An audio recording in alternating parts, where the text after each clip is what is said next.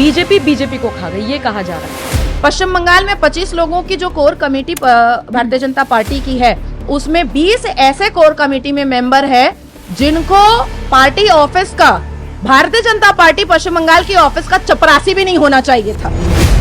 वो अयोध्या जहां पर राम मंदिर बनकर तैयार हुआ, वहां की जनता ने हरा दिया बीजेपी के कैंडिडेट को। 4 जून को मैं सो नहीं पाई अयोध्या के रिजल्ट के बाद।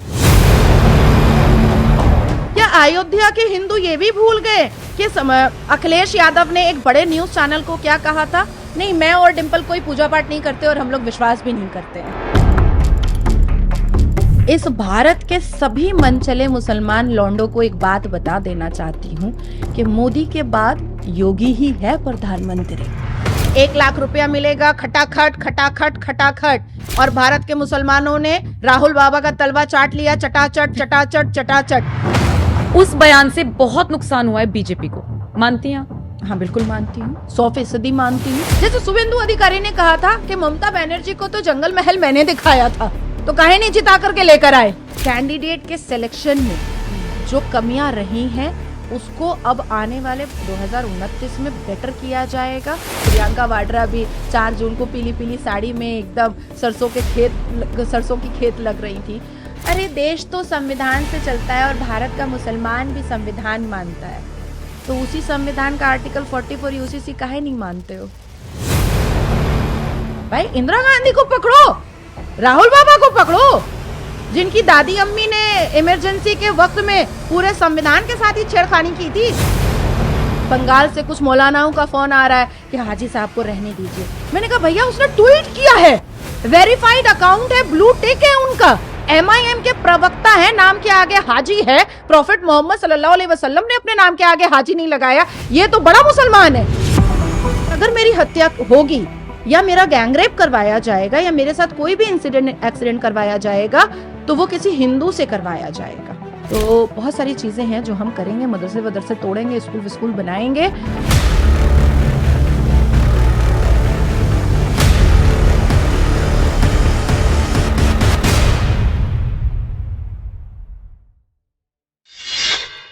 नमस्कार, स्वागत है आप सभी का। आप देख रहे हैं NMF न्यूज, आपके साथ मैं हूं नम्रता चौधरी। लोकसभा चुनावों के नतीजे आ गए हैं, बीजेपी जीत भी गई है। हाँ, बहुमत का आंकड़ा नहीं छुआ बीजेपी ने, लेकिन माहौल ऐसा बनाया जा रहा है जैसे छुएगी भी नहीं कभी। और इंडिया गठबंधन बहुत खुश है। इस तरीके से बातें पेश की जा रही हैं कि बीजेपी हार गई, मोदी हार गए, यूपी में योगी हार गए। कब हार गए, कैसे हार गए, आज इसी पर चर्चा करेंगे। ये स्पेशल पॉडकास्ट इसीलिए है। बीजेपी नेता और सुप्रीम कोर्ट की अधिवक्ता नाजिया इलाही खान मेरे साथ मौजूद हैं। स्वागत है नाजिया आपका। वंदे मातरम, भारत माता की जय, जय जय श्री राम, अस्सलामु अलैकुम रहमतुल्लाह अलैहि व बरकातहू। जय जय श्री राम आपने कह दिया, बहुत सारे मुसलमानों को चिढ़ हो गई होगी इस बात से। तो फतवा जारी करें करें ना। अच्छा, नाजिया इस चीज के लिए जानी जाती हैं कि वो खुला बोलती हैं, तो आज उनसे ये इंटरव्यू बिल्कुल बेबाक होगा और मैं वो लिपे पुते सवाल नहीं पूछूंगी क्या कारण रहा, कैसे क्या कुछ हुआ। मुझे ये जानना है कि एक हवा चल रही है, लोग कह रहे हैं कि बीजेपी को बीजेपी खा गई। इसे इंडिया गठबंधन की जीत ना माना जाए कि इंडिया ने बहुत मेहनत करी इसलिए वो जीत गई। बीजेपी को खा गई, ये कहा जा रहा है। मुझे ये भी सुनने में आया है कि पार्टी की तरफ से फंड भी जारी किया गया लेकिन पोलिंग बूथ तक नहीं पहुंचा। बंगाल में तो मैंने किसी को बोलते हुए भी सुना था। नम्रता, मैं सबसे पहले आपको ये बताना चाहूंगी कि आना मोदी को ही था, आया मोदी ही, और कल शपथ समारोह भी है। ऐतिहासिक 3.0 हैट्रिक नेहरू जी के बाद पहले प्रधानमंत्री मोदी जी हुए हैं। बरसों डेकेड के बाद जो तीसरी बार शपथ लेने वाले हैं कल 7:15 बजे, 7:15 में। पूरी दुनिया, सिर्फ भारत देश नहीं, पूरी दुनिया आंखें पथरा करके कल उनके मैं नरेंद्र दामोदर दास मोदी वाला वो शपथ सुनने के लिए बैठे हैं। और मुझे ऐसा लगता है कि कल जो सिनेरियो होगा वो ऐतिहासिक सिनेरियो होगा और आने वाली पीढ़ी उसको गोल्डन शब्दों में पढ़ेगी और सुनेगी। आपका सवाल बहुत अच्छा है और आपने बहुत अच्छा किया है कि आज जो आपने अपने सवाल को रखा है वो नीपा पोती वाले नहीं है और एकदम डायरेक्ट क्रिस्टल क्लियर सवाल है। कांग्रेस की औकात 3 बार के इलेक्शन में 2014, 2019 और 2024, 3 बार के इलेक्शन में, मतलब 15 साल में 99 सीटों की औकात ही थी। कभी नेहरू के जमाने पर जाइए, कभी इंदिरा गांधी के जमाने पर जाइए, और कभी राजीव गांधी के जमाने पर जाइए, और कभी मनमोहन सिंह के जमाने पर जाइए, तब भी कांग्रेस तो इतनी सीटें नहीं लेकर आई जितनी हमने ये थर्ड टर्म में लेकर आई।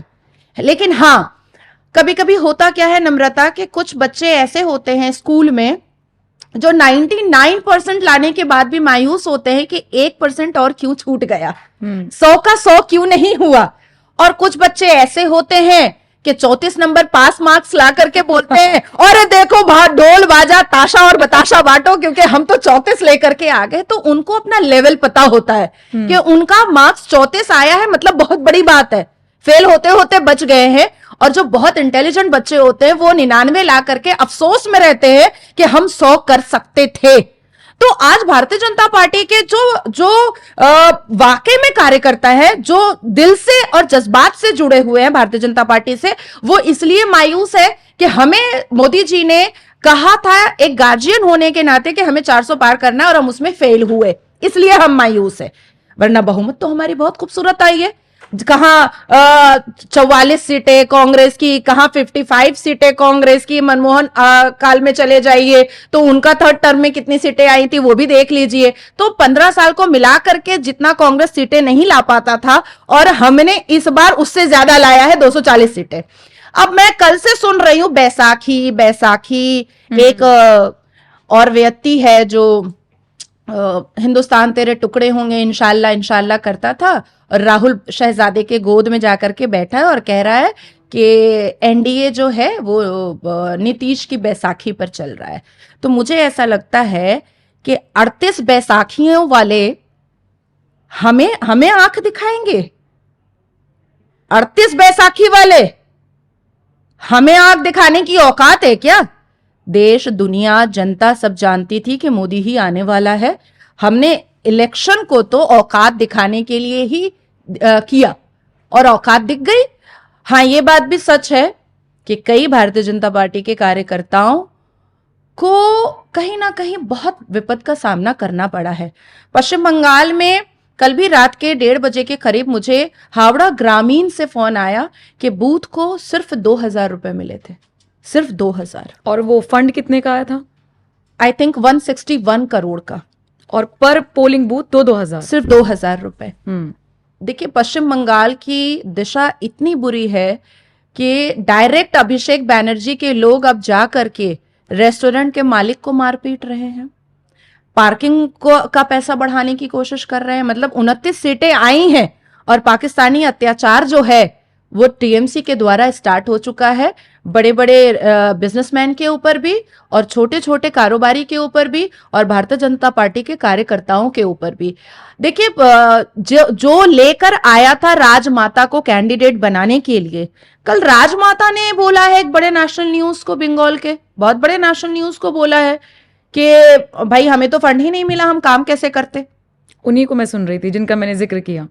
राजमाता कैंडिडेट थी, और कहां की? कृष्णानगर की। और कृष्णानगर हमारे लिए वाइटल सीट थी, क्योंकि महुआ मोइत्रो ने पार्लियामेंट के पासपोर्ट को बिक्री किया था अपनी लैविश लाइफ के लिए। वर्साचे, लुई विटॉन, अरमानी, डॉल्चे गबाना के लिए उन्होंने एक बहुत बड़े कारोबारी को उन्होंने बिक्री किया था। पार्लियामेंट में सट्टा बाजार खोला था महुआ मोइत्रो ने। और जब उनके ऑपोजिट में भारतीय जनता पार्टी की तरफ से शुभेंदु अधिकारी, अमिताभ चक्रवर्ती, जगन्नाथ चैटर्जी ने फैसला कर करके सेंट्रल को बताया कि राजमाता ही सबसे बेस्ट होंगी वहां के लिए, महुआ मोइत्रो के अपोजिट के लिए, तो फिर राजमाता को फंड की कमी कैसे करवा दिया अमिताभ चक्रवर्ती या जगन्नाथ चैटर्जी या शुभेंदु अधिकारी? राजमाता को तो फंड का बिल्कुल हाथ खुला छोड़ना चाहिए था, क्योंकि महुआ मोइत्रो जो पार्लियामेंट को सट्टा का बाजार बनाई थी, उसका हारना बहुत जरूरी था। बिल्कुल। और अगर हमारे कार्यकर्ताओं को फाइनेंशियल सपोर्ट मिलता, हमारे कार्यकर्ताओं से लेकर के राजमाता कैंडिडेट को अगर फाइनेंशियल सपोर्ट मिलता, तो जो 50 आदमी उनके साथ घूम रहा था, हो सकता है 5 लाख आदमी उनके साथ घूमता। नहीं तो आप बंगाल में जो बीजेपी की सीटें कम हुई हैं उसका एक कारण ये मानती हैं? हाँ, बिल्कुल मानती हूं, हर हाल में मानती हूं।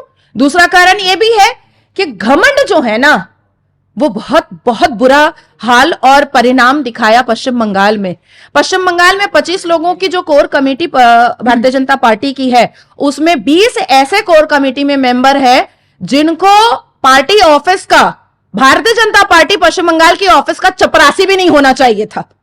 खुले लफ्जों में मैं बोल रही हूं, चपरासी भी नहीं होना चाहिए था, और वो कोर कमेटी मेंबर होकर के बैठे हुए थे। तीसरी गलती ये हुई है पश्चिम बंगाल की हार की, और बुरी तरीके से हार की, जो 2019 में दिलीप घोष जी के नेतृत्व में हमने 18 सीटें लाई थी, और उसके बाद 2024 में 11 सीटें। उसकी तीसरी सबसे बड़ी वजह यह है कि टीएमसी से आए हुए लोगों पर विश्वास किया गया, और भारतीय जनता पार्टी के लिए जो 30-30 साल से पीठ पर लाठी खा रहे थे, जेल जा रहे थे, गालियां सुन रहे थे, एफआईआर उनके ऊपर चिट्ठे पे चिट्ठे फट रहे थे, और डर भय होने के बावजूद भी उन्होंने पार्टी का झंडा डंडा नहीं छोड़ा था। उनको कॉर्नर किया गया, उनको घर बैठाया गया, उनको मान सम्मान नहीं दिया गया, और ये टीएमसी से आए हुए लोगों को फ्रंट फुट में खेलने का पूरा सिनेरियो सेट करके दिया गया। क्यों आपने किया? द फोर्थ थिंग इज कि जितने भी पुराने लोग थे, देखिए आज अनुब्रतो मंडल तो जेल में है। आप बोलपुर जाइए, अनुब्रतो मंडल जो दबंग गुंडा, जो वाकई में हार्डकोर गुंडा था, आज वो तिहाड़ जेल में है अपनी बेटी के साथ। तो वहां पर क्यों रिजल्ट खराब हुआ? क्यों रिजल्ट खराब हुआ? जो मेन व्यक्ति था वो तो नहीं था ना, वो तो जेल जा चुका था ना। तो फिर क्यों रिजल्ट खराब हुआ? रिजल्ट इसलिए खराब हुआ कि जब अनुब्रतो मंडल की मौजूदगी में जो भारतीय जनता पार्टी का झंडा डंडा लगाने से और भारतीय जनता पार्टी के पक्ष में बात करने से माइक पर नहीं डरता था, उसको इन 3 लोगों ने घर में बिठाया। और टीएमसी से जब आया शुभेंदु अधिकारी, तो अपना जो दल लेकर के आया, अपने जो लोगों को लेकर के आया, उसी को चारों तरफ फैलाने और उसी को पद और पोजीशन देने के चक्कर में जो हार्डकोर भारतीय जनता पार्टी के कार्यकर्ता और नेता थे, उनको घर में बैठाने का पूरा स्ट्रैटेजी सेट किया गया।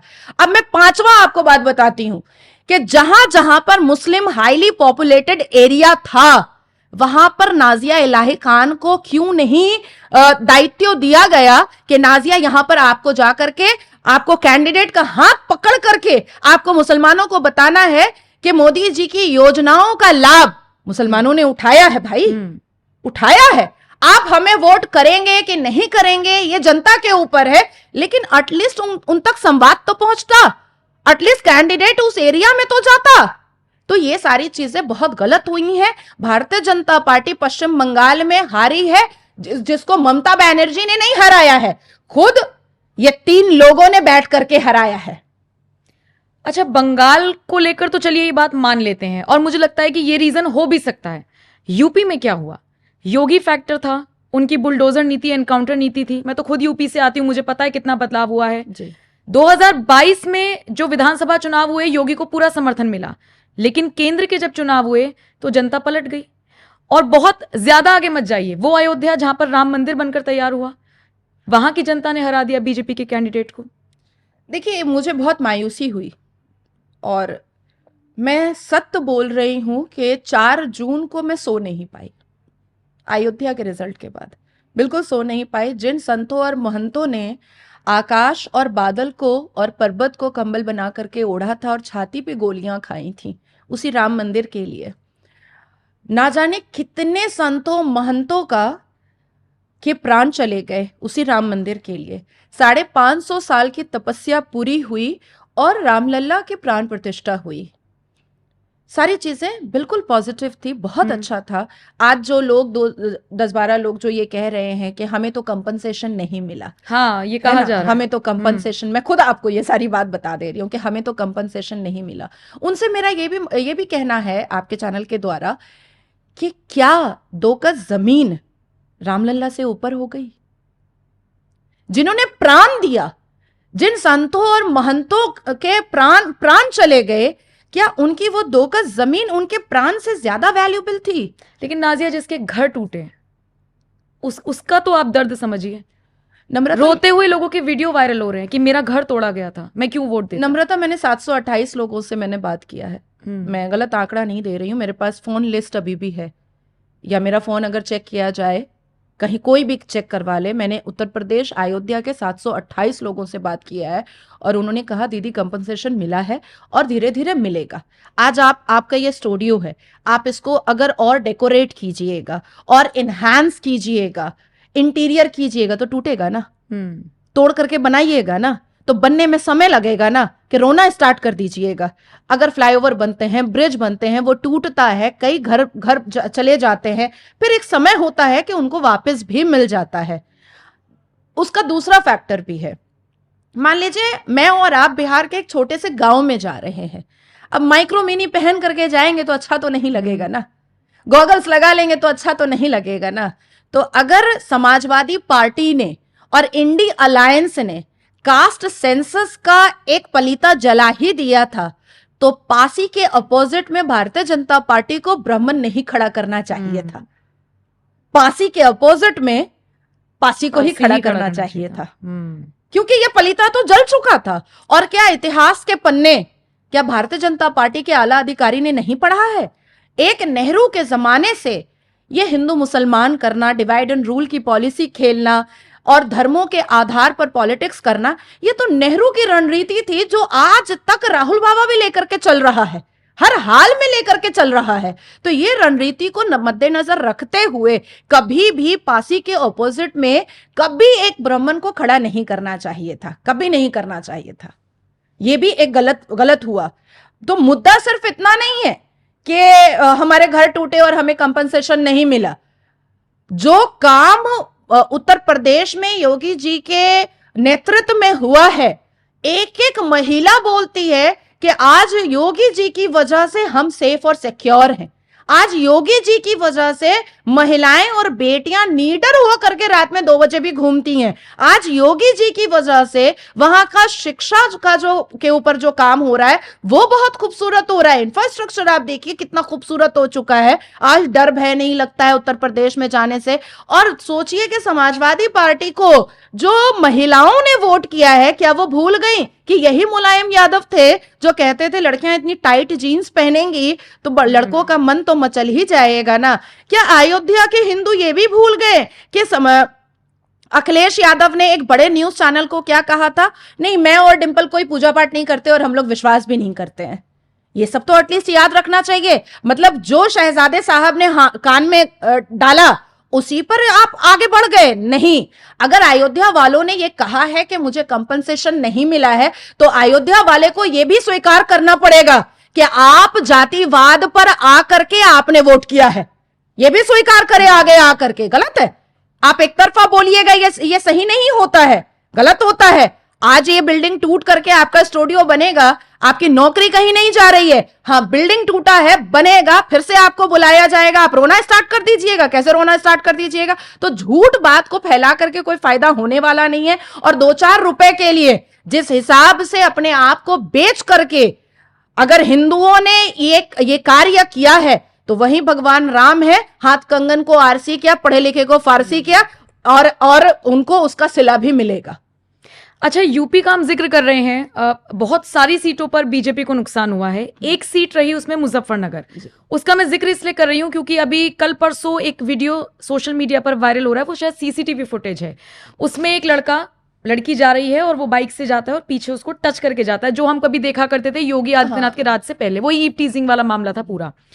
तो तरह तरह की बातें होने लगी। 24 घंटे के अंदर एक्शन हो गया, पुलिस ने उसको पकड़ लिया, मारा पीटा। अब उसका वीडियो वायरल हो रहा है जिसमें वो सॉरी वॉरी बोल रहा है। नाम उसका निकला है सलमान। तो मुझे जानना है कि 37 सीटें ही तो समाजवादी पार्टी की आई हैं। ये जो इस तरीके के मनचले हैं, इनको क्या लग रहा है कि ये सरकार में आ गई है समाजवादी पार्टी, जो इस तरीके का वीडियो वायरल हुआ? देखिए, कल तो जिस तरह से पुराने पार्लियामेंट में मोदी जी की स्पीच हुई और जब योगी आदित्यनाथ जी उनको कॉन्ग्रेचुलेट करने के लिए गए और पीठ थपथपाया है, मुझे याद आ गया वो मंजर जब अटल जी ने मोदी जी का पीठ थपथपाया था। तो मैं आपके चैनल के माध्यम से इस भारत के सभी मनचले मुसलमान लौंडों को एक बात बता देना चाहती हूं कि मोदी के बाद योगी ही है प्रधानमंत्री। तो जरा अपने आंख, पैंट के जिप और हाथ पर काबू रखें। एकदम सही से काबू रखें। और देखिए मुझे ऐसा लगता है ना कि क्रिमिनल्स को और बेहुदे दिमाग और मिजाज वाले मुसलमान लौंडों को सिर्फ एक छूट चाहिए थी, और समाजवादी पार्टी के ज़माने में ये छूट या मायावती के ज़माने में ये छूट मुसलमानों को पूरी थी, हर हाल में थी। उन्होंने सोचा 37 सीटें आ गई हैं, अब तो हम 37,000 बलात्कार कर ही लेंगे, 37 लाख कन्वर्शन करवा ही लेंगे, और 37 लाख सनातनी बेटियों से लव जिहाद कर ही लेंगे। 37 सीटों का परिणाम ये सोच लिया उन्होंने, मुसलमान लौंडों ने उत्तर प्रदेश में। लेकिन वो अभी ये ना भूलें कि योगी जी हैं वहां पर मुख्यमंत्री, और आने वाले इलेक्शन में और भी भारी बहुमत में वो मुख्यमंत्री बनेंगे। और कोई ठीक नहीं है कि आने वाले वक्त में जिस हिसाब से आशीर्वाद मोदी जी का मिला है, योगी जी प्रधानमंत्री के चेयर पर बैठेंगे और सबका हिसाब किताब हम लोग रोड पर निकल करके करेंगे।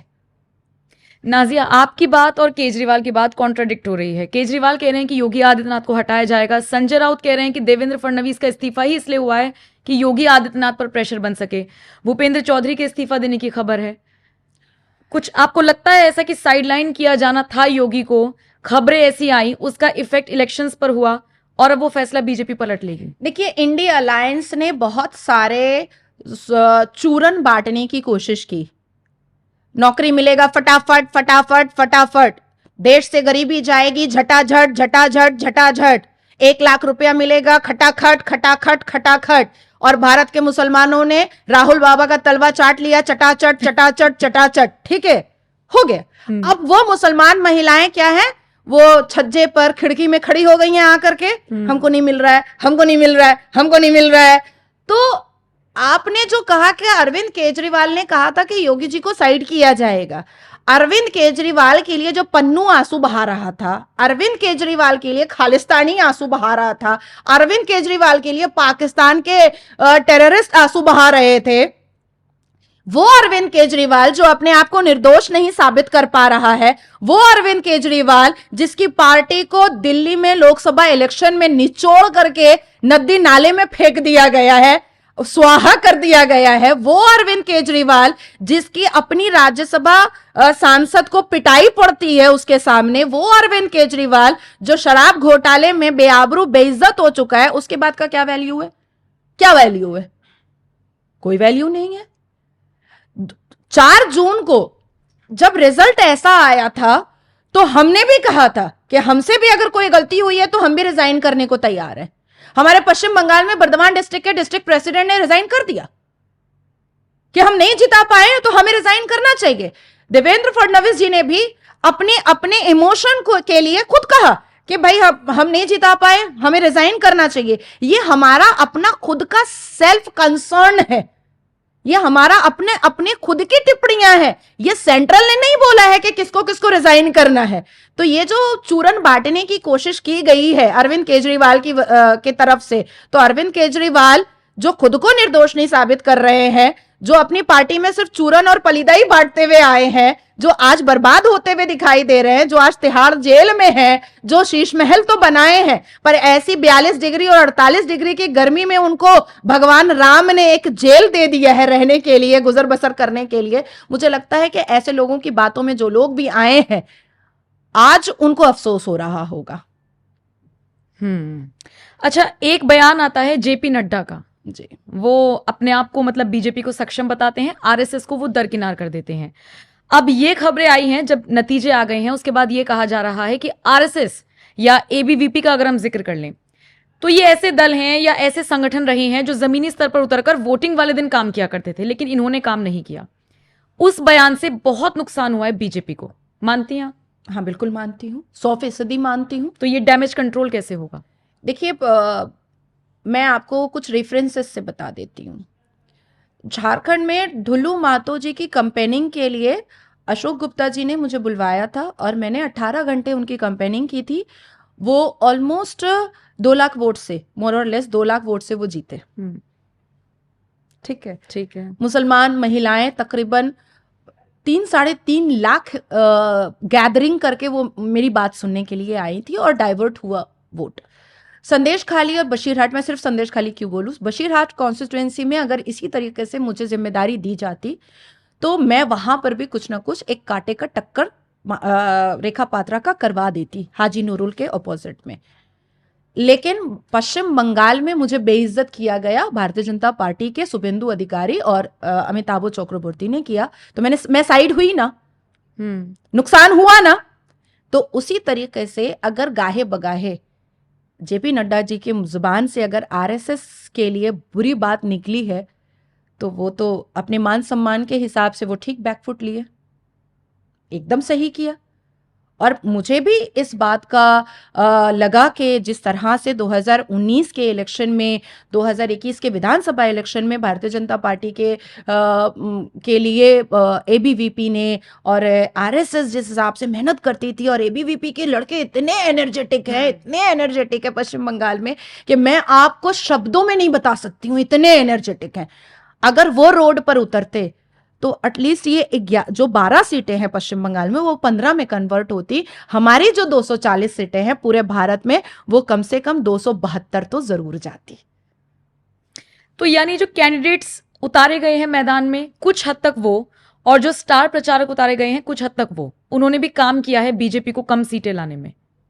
क्योंकि अगर मैं बात करूं, सहारनपुर इमरान मसूद जीत गए, कैराना का जिक्र करें तो इकरा हसन जीत गई, मुजफ्फरनगर का मैंने जिक्र कर ही लिया, मेरठ की अरुण गोविल की सीट हारे जीते ये वाला कंपटीशन था।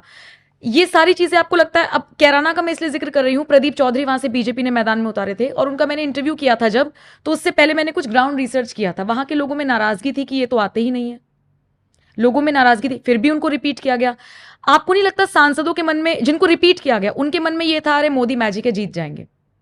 यही चीज बीजेपी को खा गई और आने वाले टाइम में सतर्क होना बहुत जरूरी है।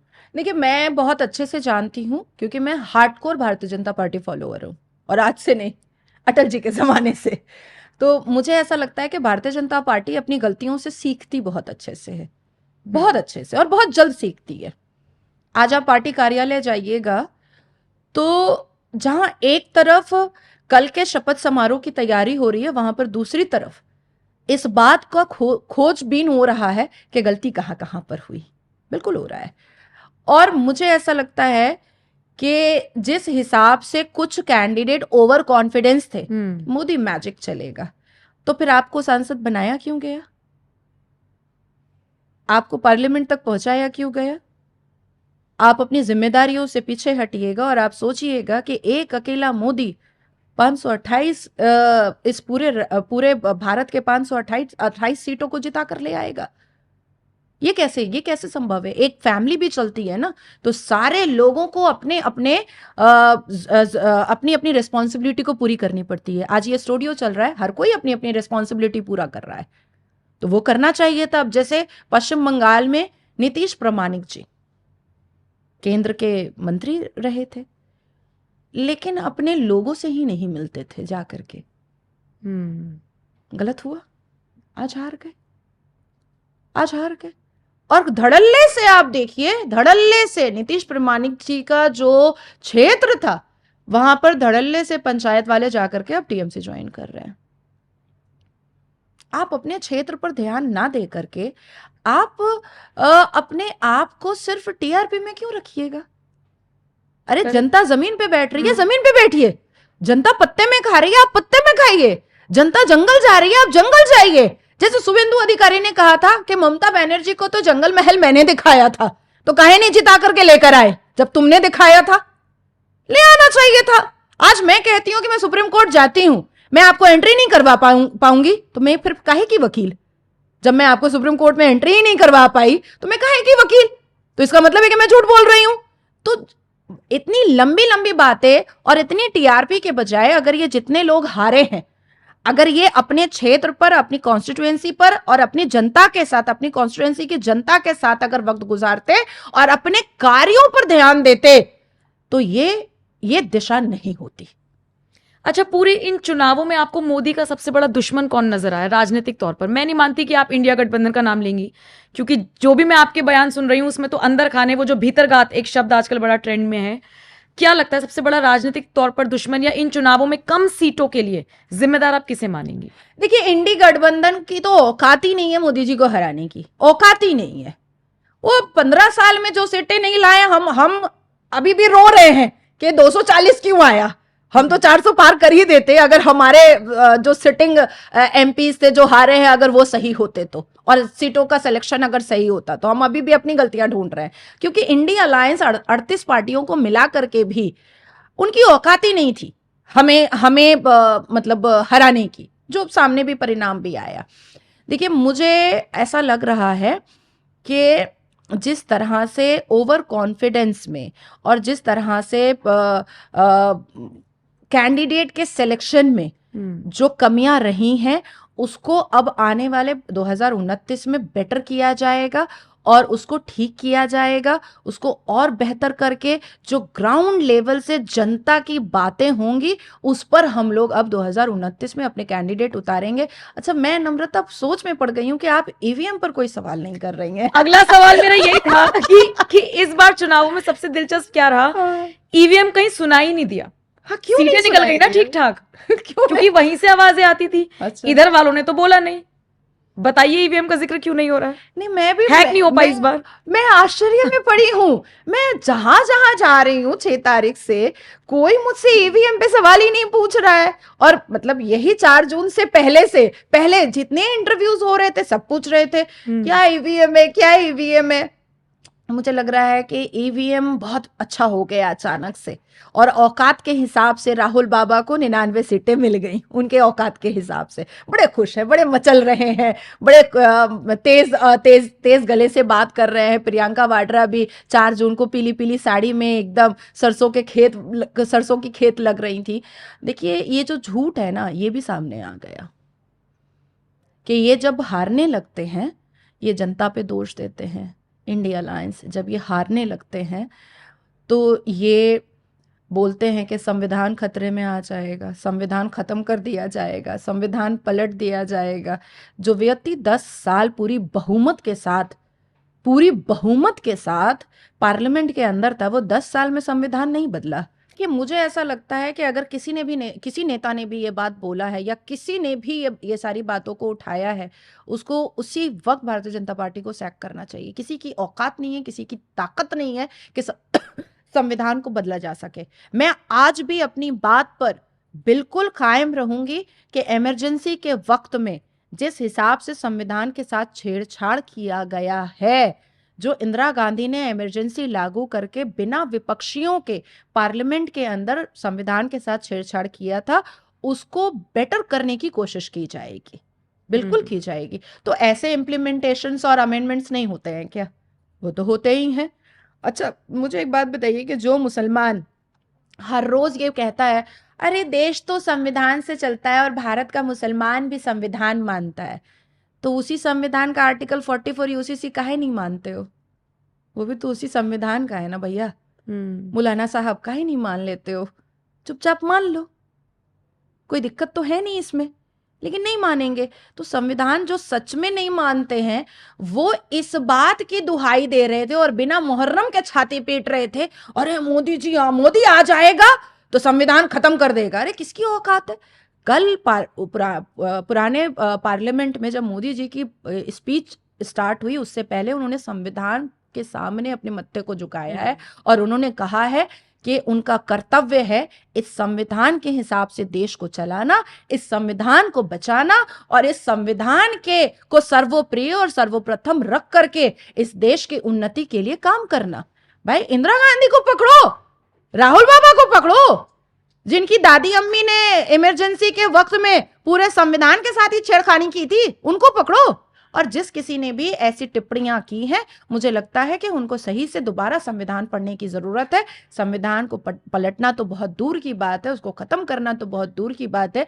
संविधान के विरोध में बात भी कभी नहीं करनी चाहिए, क्योंकि मुझे ऐसा लगता है कि इस देश में रहने वाला हर एक नागरिक अपने धर्म और मजहब से ऊपर संविधान को रखता है और रखना भी चाहिए। अच्छा नाजिया, जब मैं आपके जवाब सुन रही हूं तो आप मौलानाओं को बड़ा चैलेंज कर रही हैं, मुस्लिमों को लेके बोल रही हैं और अक्सर आपको इस चीज़ के लिए जाना भी जाता है कि इस्लाम में जो भी कुरीतियां बताती हैं। तो ये विरोध ऐसे ही चलता रहेगा? आप कुछ काम वाम भी करती है मुसलमानों के लिए? क्योंकि मोदी को तो बहुत आलोचना का सामना करना पड़ता है। मुझे बड़ी हैरानी होती है कि जिस जिस जगह पर योजनाओं का फायदा उठाया है मुसलमानों ने वहां भी हारी है बीजेपी। नाजिया से अगर मैं पूछूं, नाजिया कुछ करती है मुसलमानों के लिए? देखिए, मैंने कैलकाटा में पश्चिम बंगाल में फुरफुरा शरीफ है और ताहा सिद्दीकी जो ममता बनर्जी के बहुत क्लोज हैं, बहुत क्लोज हैं, उनके मदरसे में 101 कंप्यूटर मैंने डोनेट किया था। उसके अच्छा। बाद फिर झाड़ग्राम में जाकर के 51 कंप्यूटर मैंने डोनेट किया। उसके बाद फिर बशीरहाट में मैंने 2 एम्बुलेंस डोनेट किया था। उसके बाद बशीरहाट में, जहां रेखा पात्रा को कैंडिडेट किया गया, बशीरहाट में तकरीबन 16 या 17 मदरसों में हर रमज़ान में मेरा फंड भी जाता है, डोनेशन भी जाता है, और बज़ाफ्ते अफ्तार का पूरा पैकेट बना करके मैं भेजती हूँ, जो कई टन के हिसाब से होता है, ट्रक पे जाता है और मेरे लड़के लेकर के जाते हैं।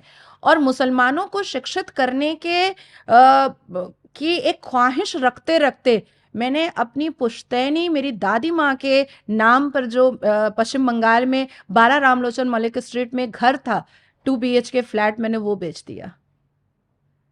और मेरा परिवार सिर्फ चुप रहा कि कुछ करने की कोशिश कर रही है। मेरी दादी की आखिरी निशानी थी वो, 12 रामलोचन मलिक स्ट्रीट, कोलकाता 7, PS जोड़ा साकू थाना। मैंने वो 2 BHK फ्लैट, देखिए मेरे पापा जहाँ पर खेले कूदे बड़े हुए, उससे एक सेंटिमेंटल अटैचमेंट होता है। उस सेंटिमेंटल अटैचमेंट से भी उन्होंने कॉम्प्रोमाइज़ किया और उन्होंने कहा कि ठीक है, अगर मुसलमानों को तुम शिक्षित करने के लिए ये मेरे से चाहती हो तो मैं ये करने को तैयार हूँ।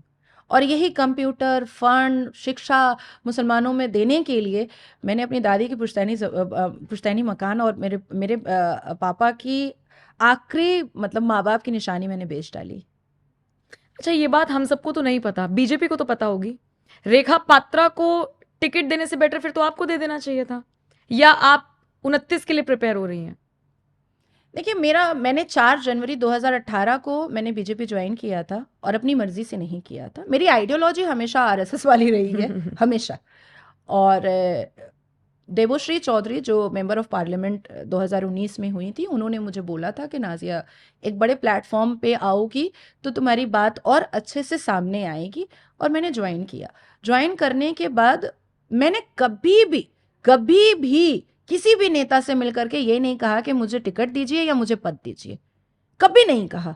मुझे अपने आप, मुझे जनता पसंद करती चली गई और एक रिनाउंड, नेशनल नहीं बल्कि पूरे विश्व में एक चेहरा में बन करके सामने आई। लेकिन पश्चिम बंगाल भारतीय जनता पार्टी के कुछ नेताओं ने जिस हिसाब से मेरे ऊपर टिप्पणियां की हैं, जगन्नाथ चैटर्जी ने तो यहाँ तक कहा है कि मैं 9 बजे से लेकर के 3 बजे तक कोर्ट में रहती हूँ और उसके बाद फिर मैं प्रोस्टिट्यूशन का काम स्टार्ट कर देती हूँ। ये भारतीय जनता पार्टी के नेता हैं भाई, जगन्नाथ चैटर्जी। अभी भी हैं? अभी तो मतलब बहुत बड़े नेता हो गए हैं, शुभेंदु और अधिकारी। आप सीधा बोल रही हैं उनको? हाँ, मैं सीधा बोल रही हूँ, जो गलत है सो गलत है, जो गलत है सो गलत है। मैंने हमेशा कहा है नम्रता ये बात कि महिला पर उंगली उठाने वाला अगर एक मौलवी हो तो भी मैं बात करूंगी, अगर एक पंडित होगा तो भी मैं बात करूंगी, अगर एक फादर होगा तो भी मैं बात करूंगी।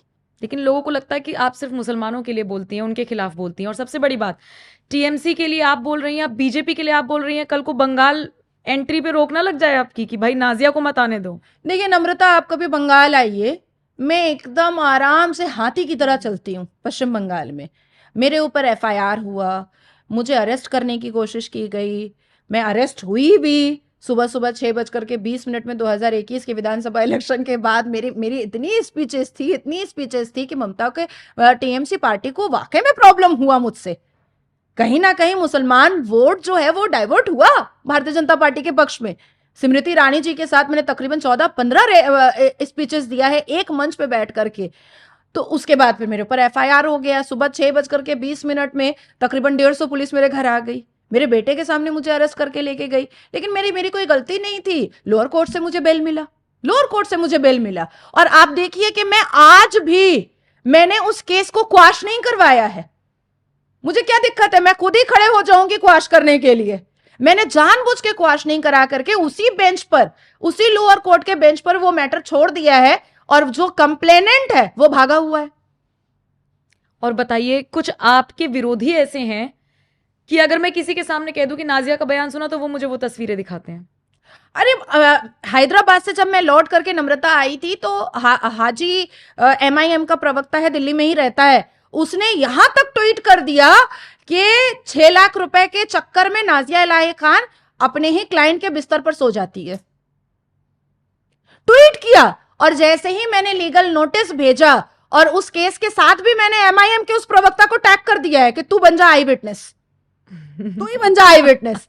अब वो भागा हुआ है और 50 लोगों से मुझे फोन करवा रहा है। हैदराबाद से मुझे फोन आ रहा है कुछ रिपोर्टर का, उसके बाद बंगाल से कुछ मौलानाओं का फोन आ रहा है कि हाजी साहब को रहने दीजिए। मैंने कहा भैया उसने ट्वीट किया है, वेरीफाइड अकाउंट है, ब्लू टिक है उनका, एमआईएम के प्रवक्ता है, नाम के आगे हाजी है। प्रॉफिट मोहम्मद सल्लल्लाहु अलैहि वसल्लम ने अपने नाम के आगे हाजी नहीं लगाया। ये तो बड़ा मुसलमान है, इतना बड़का मुसलमान जब इतनी बड़ी बात कहा है एक औरत के लिए कि मैं 6 लाख रुपए के लिए क्लाइंट के साथ सो जाती हूं, तो भाई प्रमाण दे दे। और अगर ये प्रमाण नहीं है, क्योंकि कोई किसी के सामने कपड़ा नहीं खोलता है, चलो ये प्रमाण नहीं है, तो जो एलिगेशन मेरे ऊपर लगा था उस एलिगेशन का अगर प्रमाण है तो वही दे दो। मैंने टैग कर दिया है उस केस में। अब वो बेचारे परेशान हो रहे हैं, अब उनको रात में नींद नहीं आ रही है। तो मुझे ऐसा लगता है कि सवाल करना बहुत आसान होता है, पर जवाब जब मिल जाता है ना मेरा, तो उसके बाद बोलती बंद हो जाती है। और मुझे ऐसा लगता है कि जिसको जिसको भी इसमें मजा आता है कि नाज़िया इलाही खान अरेस्ट हुई थी, हाँ भाई अरेस्ट हुए थे, और जिस लोअर कोर्ट में मुझे डॉक में खड़ा किया गया था वहीं से मुझे बेल भी मिला कुछ घंटों में। तो ममता बनर्जी, टीएमसी ने बहुत साजिश खेला। आज भी मैं अकेले घूमती हूं। मेरा ड्राइवर है, बिहार का है, रोहित नाम है उसका। मैंने उसको अभी 2 दिन के लिए अपनी ही गाड़ी से भेजा था वोट देने के लिए कि पूरे परिवार के साथ जाओ और मोदी जी को वोट करके आओ। वो मेरी गाड़ी लेकर के गया था। तो वो बोलता है दीदी आपको कुछ होने नहीं देंगे, आपको किसी की जरूरत नहीं है। तो मैं तो एकदम मतलब हाथी की तरह चलती पर हूँ। नाजिया, हिंदू लड़के आपको बहुत पसंद करते हैं, लेकिन मुसलमान लड़के आपको बहुत गालियां देते हैं। मतलब इतनी गालियां देते हैं कि अगर नाजिया ट्रेंड हो रही है और उस पर मैं टिक कर दूं या ओपन कर दूं, या आप ही के ट्वीट, आप तो खुला धड़ल्ले से शेयर करती हैं अपनी ट्रोलिंग को, जबरदस्त तरीके से शेयर करती हैं, तो बहुत गंदा ट्रोल करते हैं। आपको नहीं लगता कि ये जो सोशल मीडिया बुलिंग है, सिर्फ आपके लिए नहीं, सबके लिए, इन जनरल, ये सोशल मीडिया बुलिंग, गंदी गंदी बातें बोलना, कुछ भी बोल देना, इस पर अब लगाम लगनी चाहिए, और लगे तो कैसे लगे? जब Rahul Gandhi during election campaigning कह रहे थे कि मोदी जी तो शहंशाह हैं, तो मैंने अपने एक पॉडकास्ट में नेशनल न्यूज़ पर कहा कि नहीं, वो सहनशाह हैं। सहन शक्ति उनकी बहुत बड़ी है, बहुत मतलब बहुत अपर लेवल की सहन शक्ति है। जब देश के प्रधानमंत्री होते हुए वो सारी चीजें सहन कर लेते हैं, तो मैं क्या हूं? मैं तो कुछ भी नहीं हूं उनके सामने। मैं क्यों नहीं सहन कर सकती हूँ? मेरे पास फैन फॉलोअर भी बहुत है। नरेंद्र मोदी के लिए आप ये बात कह रही हैं? जी, शहंशाह, ठीक है। ठीक है। मेरे पास, मुझे लगा राहुल के लिए कह रहे हैं, क्योंकि जितना उनको पप्पू कहा गया, जितना उनको ट्रोल किया गया, नहीं, वो मुझे तो लगा कि रिएक्शन दे उनकी भी देते हैं। शक्ति है। वो तो रिएक्शन दे देते हैं। मैं मोदी जी के लिए कह रही हूँ कि वो शहंशाह नहीं है। वो पप्पू ने कहा ये बात, राहुल बाबा ने कहा ये बात कि वो तो शहंशाह है। मैंने कहा नहीं, वो सहनशाह है, क्योंकि सहन शक्ति मोदी जी की बहुत ज्यादा है। तो जब देश के प्रधानमंत्री हो करके वो इतना सहन कर सकते हैं, कभी उनको मर्डर करने के लिए मुसलमान कहता है, कभी उनको माँ बहन की गालियां देता है, कभी इतनी अभद्र शब्दावली का इस्तेमाल करता है देश के प्रधानमंत्री के लिए, जो हमें भी सुन करके लगता है गुस्सा आ जाता है। तो जब देश के प्रधानमंत्री होकर के वो सहन कर सकते हैं, तो मैं क्या हूं? मैं तो कुछ भी नहीं हूं, कुछ भी नहीं हूं। तो मैं बहुत मतलब लकी हूं, बहुत खुशकिस्मत हूं कि मेरे पास फैन फॉलोअर भी बहुत ज्यादा है और मेरे पास नफरत फॉलोअर भी बहुत ज्यादा है, बहुत ज्यादा है। और कभी फैन फॉलोइंग की वजह से मैं चर्चे में बनी रहती हूँ और कभी नफरत फॉलोअर की वजह से मैं चर्चे में बनी रहती हूँ। एक नेता के लिए क्या चाहिए होता है? चर्चे में बने रहना। तो मैं बैड टीआरपी को भी अपनी पॉजिटिव टीआरपी में ही लेती हूँ, हमेशा लेती हूँ। मुझे याद है कि जब मुझे पहली बार न्यूज़ पर बुलाया गया और मैं धीरे धीरे रिनाउंड होने लगी, तो मेरे क्लास 12 में मुझे 89% आया था। तो मैंने अपने घर पे पार्टी रखी थी। मैं कैलकाटा गर्ल्स इवनिंग कॉलेज से पढ़ी हुई हूँ। वो मतलब गरीबों के बच्चियों को वो पढ़ाता है, रात का कॉलेज है वो। मतलब वो 7 बजे से स्टार्ट होता था और 11 बजे ख़त्म होता था। तो मेरी मम्मी पिकअप वहाँ पर बैठे रहती थी। तो 89% एक गरीब घर की लड़की पास हुई है। तो मैंने घर पे एक छोटी सी गेट टुगेदर पार्टी रखी थी और मैंने एक येलो कलर का छोटा सा फ्रॉक पहनी हुई थी, क्लास 12। उसको वायरल करवाया गया 2021 में। फ्रॉक में थी क्योंकि हाँ, क्योंकि मैं फ्रॉक में थी। और मतलब मेरे हाथ में कुछ नहीं था, मेरी 7-8 फ्रेंड्स थी और हम लोग डांस कर रहे थे और उसको वायरल करा करके ये जबरदस्ती मतलब एडिट करके मेरे हाथ में एक बॉटल दिया गया, एडिट वो दिख रहा है, जिस पर मैंने कलकत्ता हाईकोर्ट में केस भी किया कि ये दारू पीती है। मतलब इतना नीचे गिर करके मुसलमानों ने मेरे अगेंस्ट में काम किया है। अच्छा, ये करवाया किससे मुसलमानों ने? एक हिंदू लड़के से। और मैं आज भी, कल भी मैंने बोला है और आज भी मैं बोल रही हूं कि अगर मेरी हत्या होगी या मेरा गैंगरेप करवाया जाएगा या मेरे साथ कोई भी एक्सीडेंट करवाया जाएगा तो वो किसी हिंदू से करवाया जाएगा, पैसे वैसे दे करके। मुसलमान खुद नहीं करेंगे क्योंकि उनको पता है कि पाकिस्तान छोड़ करके 56 मुसलमान देश उसको छोड़ेगा नहीं, उस मुसलमान को, ये उनको पता है। इसीलिए वो किसी हिंदू को खड़ा करके वो ये काम करवाएंगे। अब देखिए, मेरे ऊपर एफआईआर करने की हिम्मत किसी मुसलमान ने नहीं की थी। टीएमसी के जो समर्थक थे, किसी मुसलमान ने नहीं किया। हिंदू मारवाड़ी को खड़ा कर करके मेरे ऊपर एफआईआर करवाया गया और आज बेचारा वो भागा हुआ है, ना घर में रहता है, ना बंगाल में कहां चूहे के बिल में छुप करके रहता है, पता ही नहीं चलता है। उसके ऊपर 12 केसेस ऑलरेडी पहले से थे उस हिंदू मारवाड़ी के ऊपर, और उसको पकड़ करके, एक हार्डकोर क्रिमिनल को पकड़ करके मेरे ऊपर एफआईआर करवाया गया और बेचारे की जिंदगी बर्बाद हो गई है। आज मैं आराम से घूमती हूं और वो बेचारा जिंदगी बर्बाद कर करके अपने चेहरे को छुपाया हुआ है। तो ये मुसलमानों की स्ट्रैटेजी है जिससे हिंदुओं को बचना चाहिए कि मेरे विरोध में मुसलमान इतने नीचे गिरे हैं और गिरते रहेंगे। अच्छा, आप इंस्टा पर एक्टिव क्यों नहीं है कुछ दिन से? इसी बात से मुझे याद आया, मेरा ट्विटर अकाउंट और मेरा इंस्टाग्राम अकाउंट जो है वो वेरिफिकेशन में ले लिया गया है और इतना रिपोर्ट कर दिया गया है क्या? हाँ, वो वेरीफाइड अकाउंट था, ब्लू टिक था उसमें, उसको भी मतलब हटा दिया गया है और मेल आया है बज़ाब्ते कि 14 दिन का वेरिफिकेशन चलेगा, उसके बाद फिर आप फिर एक्टिव हो सकती हैं। तो अभी मैं कुछ थोड़ा बहुत पोस्ट करती हूँ, पर जैसे लोगों को मिलना चाहिए वैसे सब content तक नहीं। पहुंच नहीं रहा है, बहुत लिमिटेड लोगों तक पहुंच रहा है। तो मुझे लग रहा है कि मेरी हालत भी अब कंगना रनावत जैसी हो रही है कि अब मुझे शायद ट्विटर भी हटा देगा, मुझे इंस्टाग्राम भी हटा देगा। अच्छा, हाँ, कंगना से मुझे याद आया, कंगना वाला केस आपने सुना होगा, जी जी। किस तरीके से उन पर हमला ही हुआ एक तरीके से। लेकिन अब पत्रकारों की अगर मैं बात करूं, पत्रकार भी दो वर्गों में बटे हुए नजर आ रहे हैं। जितने भी लोग इस पूरे मुद्दे पर अपनी राय रख रहे हैं वो भी दो खेमों में बटे हुए हैं। मुझे याद आता है कन्हैया कुमार की पिटाई होती है तो कन्हैया कुमार के सपोर्ट में आ जाते हैं, इधर कंगना की पिटाई हुई है तो सीआईएसएफ जवान के सपोर्ट में आ गए हैं। और मैं बहुत रिनाउंड पत्रकारों की इसमें बात कर रही हूँ, कह रहे हैं कि इतनी ज्यादा नफरत कंगना जैसे लोगों ने भर दी थी तो ये उसका रिएक्शन था। किस तरीके से देखती हैं इसे? मुझे ऐसा लगता है कि विथ यूनिफॉर्म जिहादी एक्टिविटीज कभी नहीं करना चाहिए, किसी को नहीं करना चाहिए। ये देश संवैधानिक है।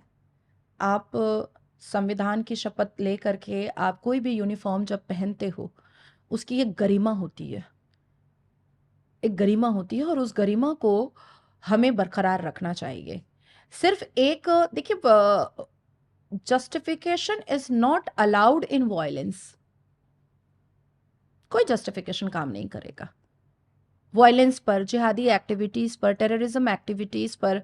मुझे ऐसा लगता है कि वो किसी ना किसी की पपेट तो जरूर है, क्योंकि अभी हालिया में जब लास्ट सेशन पर हमारे पार्लियामेंट पे वो रंगों का अटैक हुआ था, यूएपीए लगा उनके ऊपर, उस पर भी पन्नू ने उनके ऊपर बहुत बड़ा एक अमाउंट जो है वो रिवॉर्ड घोषित किया था। बाद में पता चला कि कम्युनिस्ट पार्टी के ये लोग चट्टे बट्टे हैं और कांग्रेस के भी ये लोग चट्टे बट्टे रहे हैं। किसान आंदोलन में भी ये लोग बैठे हैं। वो जो महिला पकड़ाई है वो किसान आंदोलन में काफी एक्टिव थी।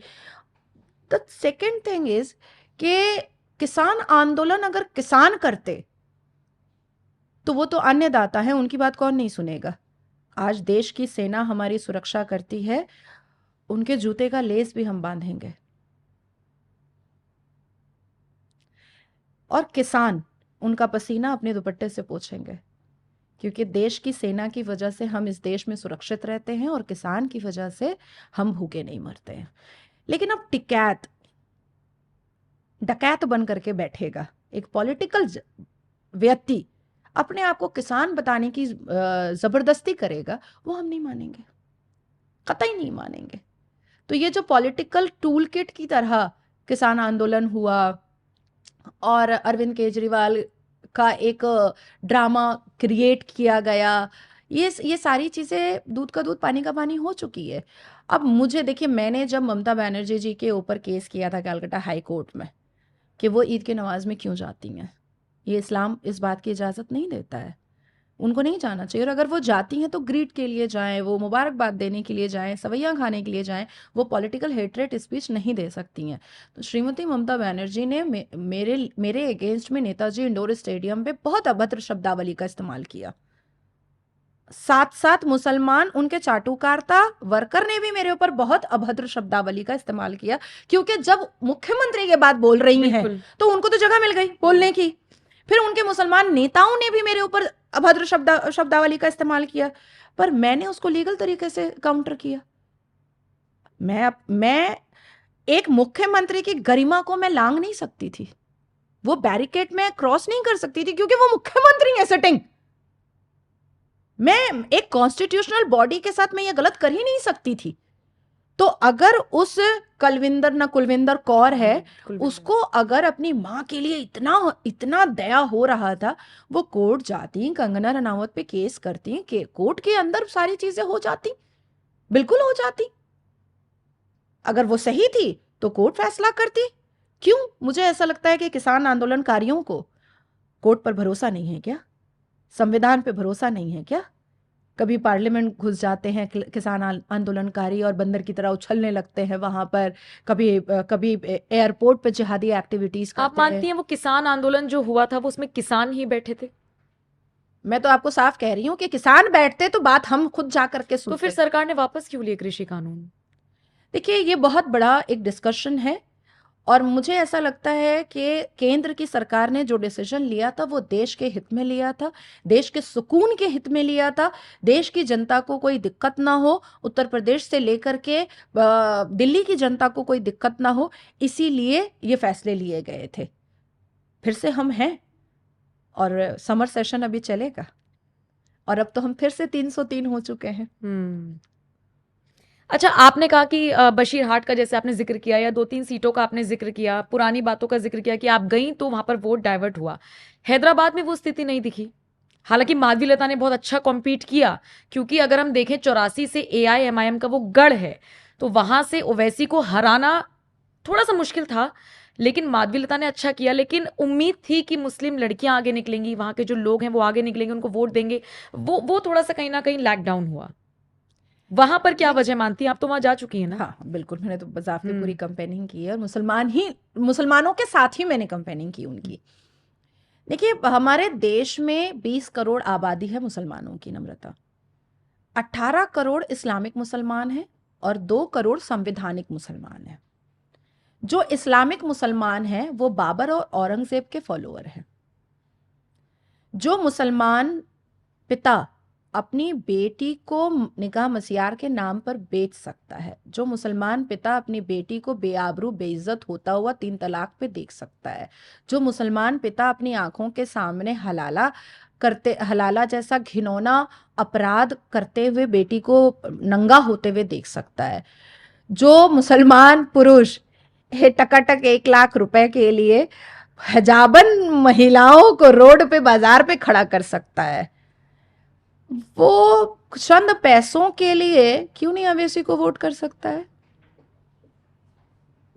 क्यों नहीं कर सकता है? 40 साल का गढ़ है, समय लगता है। और जो माधवी लता जी ने जो वहां पर बहुत खूबसूरत कार्य किया है, बहुत खूबसूरत, पर नेता के रूप में, एक महिला नेत्री के रूप में वो पहली बार उतरी ना। उससे पहले तो वो सोशल एक्टिविस्ट थी, उससे पहले वो एक फिलैंथ्रोपिस्ट थी, पहली बार वो नेता के रूप में उतरी और भारतीय जनता पार्टी का उन्होंने पट्टा पहना, तो उसके हिसाब से भी एक मुसलमानों में अरे भारतीय जनता पार्टी ज्वाइन कर ली, तो वो भी उनके दिमाग में आ जाता है। तो मुझे ऐसा लगता है कि जिस हिसाब से मैंने आपको आंकड़े बताए हैं कि 18 करोड़ इस्लामिक मुसलमान, इनको भी चेंज होते होते थोड़ा समय लगेगा, और हिसाब किताब अब 2029 तक में पूरा होगा। No if no but, no jail no bail, अब एकदम सीधा डायरेक्ट हिसाब होगा। और आने वाले 2029 में माधवी लता जी का इंटरव्यू आप खुद करेंगी कि वो जीत गई। चलिए, उम्मीद करते हैं अगर नाजिया इतनी इतनी इतनी क्या कहते हैं कॉन्फिडेंस से अगर कह रही हैं तो देखना होगा। मैंने तो ग्राउंड क्योंकि देखा वहाँ हाँ, पर। इसीलिए मैंने कहा क्योंकि आप तो ग्राउंड पर रही हैं। अच्छा, अब तो बहुत कम वक्त रह गया है नरेंद्र मोदी के शपथ लेने में।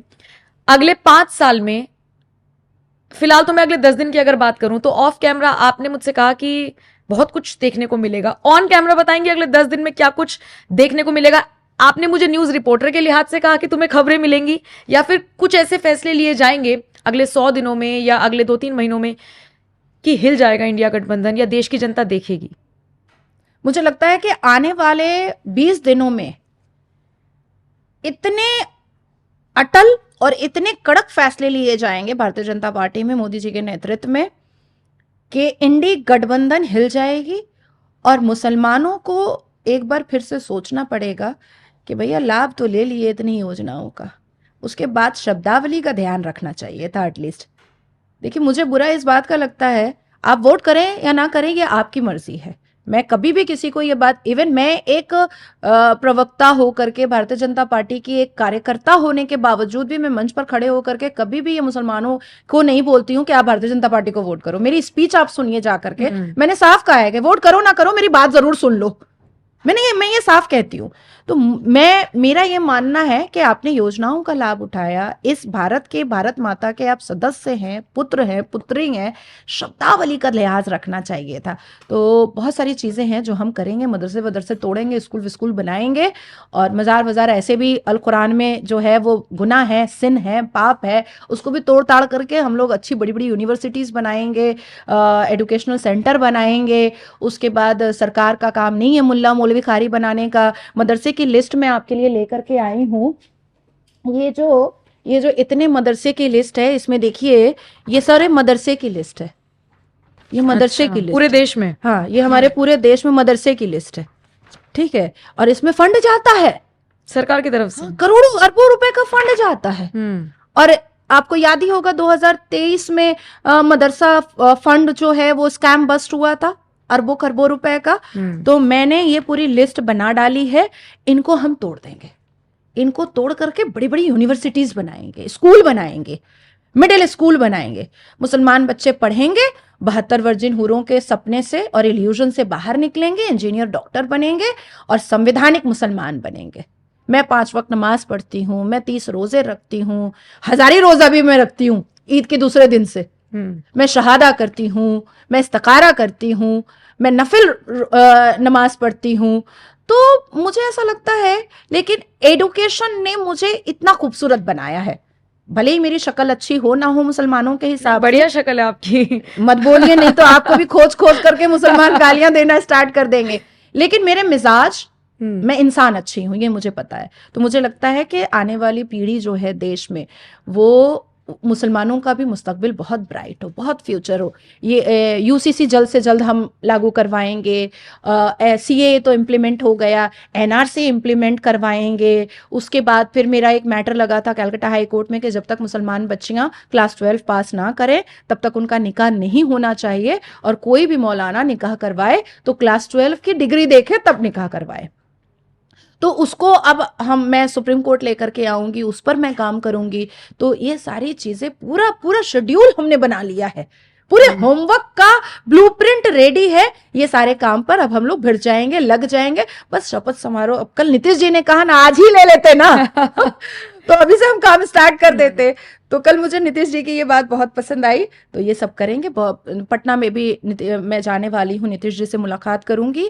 पटना में कई ऐसे हॉस्पिटल्स हैं जो हॉस्पिटल और घर एक साथ है, अच्छा। इलीगल हॉस्पिटल्स है, हम्म। तो उसको भी तोड़वाना है, या तो हॉस्पिटल रखो या तो घर रखो। तो ऐसी बहुत सारे इंपॉर्टेंट स्टेप्स हैं जिसका ब्लूप्रिंट रेडी है, जिसका होमवर्क रेडी है, वो हम लोग करेंगे। अच्छा नाजिया, जैसे हम इंटरव्यू लेने के लिए किसी का जाते हैं या आप आई हैं, थोड़ा रिसर्च करते हैं, होमवर्क करते हैं, आप इंटरव्यूज देती होंगी तो भी आप होमवर्क और रिसर्च करती होंगी। बड़ी आम सी बात है कि इंडिया गठबंधन हो गया या दूसरे जो मोदी से बेसिकली चिढ़ते हैं जो लोग, वो किसी किसी संस्थान को गोदी मीडिया कह देते हैं। क्या नेताओं पर भी ये अंकुश लगा होता है कि आपको क्या बोलना है क्या नहीं बोलना है, या ये जितनी भी बातें आपने रखी हैं अपने मन से रखी हैं, इसका कोई साइड इफेक्ट नहीं होगा? क्योंकि मुझे लगता है कि अगर आप बीजेपी के लिए ही बोल रही हैं, बीजेपी की होकर, तो डर नहीं लगता है? देखिए, मैंने अपने मन की बात आपसे रखी है, अपने मन की बात रखी है। जब देश के प्रधानमंत्री मन की बात रख सकते हैं, तो देश के प्रधानमंत्री हमारे मन की बात को कैसे कंट्रोल कर सकते हैं? और आप लोग फ्री हैं अपनी मन की बात रखने के लिए? अब आप देखिए, मैंने हर वो बात बोली बिल्कुल। जो नहीं बोलना चाहिए था। बिल्कुल।